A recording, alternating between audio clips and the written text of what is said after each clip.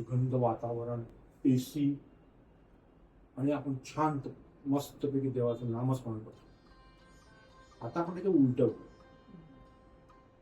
काहीच अंगावर माझ्या कपडे नाही किंवा जे गरजेचे आहेत ते घातलेले, दगडावर बसलो, खुल्या आकाशात आहे, जी काय हवा येईल ती येईल, कुठेच पाहत नाही मी, डोळे बंद गेले आतलं परमेश्वर. इथून तिथे जाईपर्यंत मधला कालखंड खूप खडतर असतो, खूप मेहनतीचा असतो.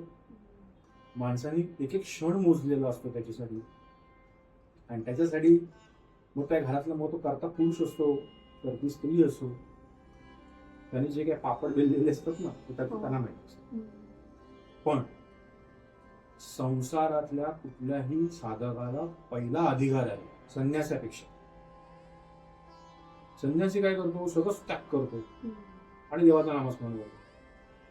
आपण काय करतो, आपण सगळं सोबत घेऊन मान पान, सगळे रोग, सगळे विचार, सगळे अर्थव्यवस्था, मानसिकता, शारीरिकता सगळं आपण विचार करतो. आणि या मंथनातून कुठेतरी अमृत प्राशन करण्यासाठी आपण परमेश्वराचं नाव घेतो. म्हणून आपण पहिल्या लाईनीमध्ये,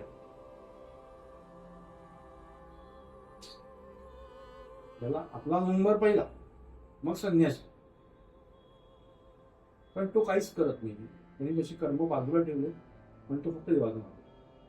आणि तुम्ही सगळं करताय आणि देवाचं, म्हणजे तुम्ही तुमचा जो काय कर्तव्य आहे, मनुष्य धर्म जो आहे, तो तुम्ही त्याचं पालन करता. आता ज्ञान हे तुम्हाला पुढे पुढे हळूहळू ते वाढवायचं असतं.